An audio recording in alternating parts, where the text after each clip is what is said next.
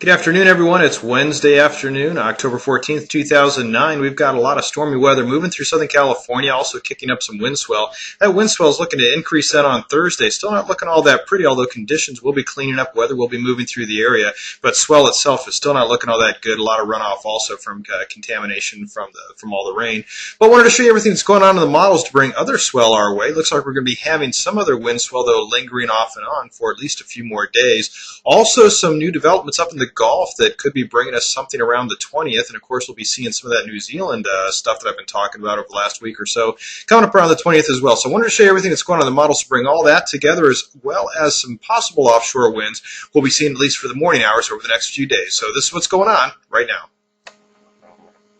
So taking a look at the jet stream here, we can see the stronger winds in the upper atmosphere in the darker colors of blue. That's the storm track that's right over top of Southern California. So that's driving the storm into our area, and of course the swell that was also brought our way.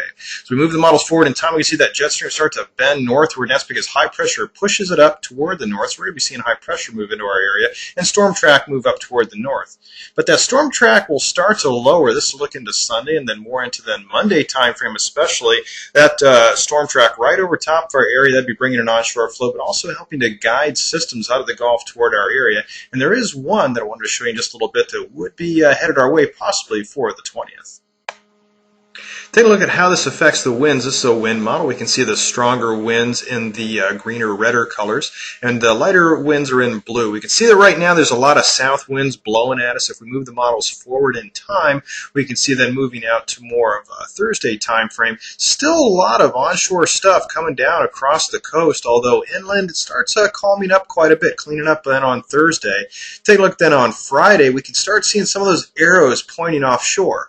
But if we look at those arrows, they're not in a color that's very dark. It's not going to be that strong for winds. So these AM sessions, here's a Saturday morning session, looking at still some fairly light offshore winds, not a whole lot, while there's still an onshore flow influence over the outer waters.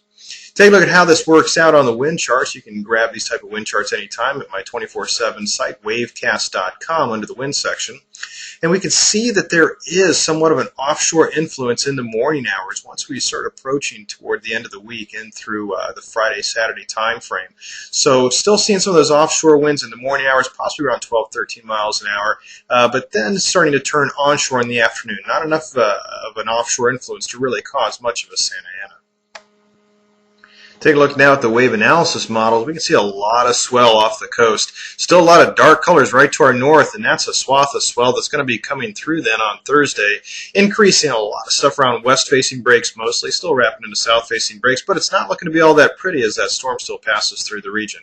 Moving the models forward in time, we can see how there's going to still be quite a bit of fetch sitting off the coast. Still a lot of energy near our coast, not as much as before. But then 72 hours out, little development starts out in the Gulf. Moving that out to about 96 hours, then we can see that would still progress towards Southern California and on that jet stream path that was shown that would be lowering near the beginning of next week.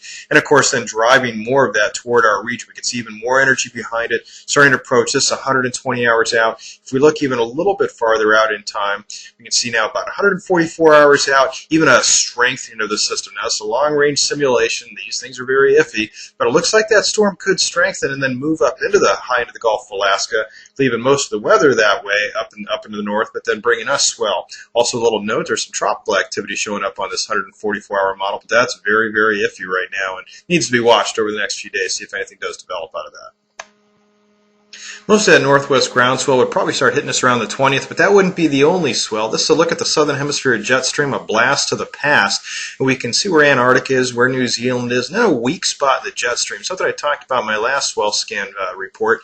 And that allowed a storm that was forming down in the Southern Ocean, down near New Zealand, to drift more toward the north. And that's what we need to throw swell our way. It wasn't all that strong.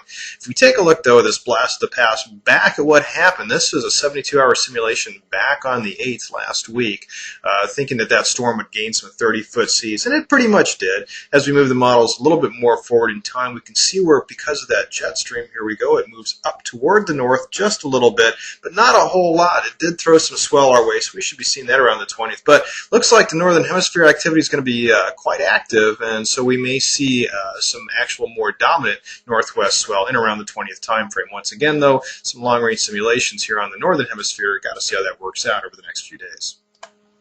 So that's how it's all breaking down so far. We do have some stormy weather now. It's going to still be a little bit messy over the next couple of days. Increase, though, in northwest wind swell on Thursday. Some diminishing northwest swell throughout the rest of the week, although still a lot of stuff hanging off our coast. Looks like then we'll be seeing a northwest-southwest combo in around the 20th, and until that time, we'll just be seeing some of that wind swell. Also, winds should be starting to move toward more of an offshore influence over the next few days. That'll be nice, but still not a Santa Ana, and still looking at some onshore winds coming in during the afternoon hours. I'll be staying on top of it, though. I'll be keeping you posted. You can always check out my SoCal Surf Report at wetsand.com, updated 3 times a week and 24 hours, 7 days a week. My automated wave site, wavecast.com, and you can always follow me on Twitter at twitter.com/wavecast. Until next time, take care, be safe, and smile in the lineup.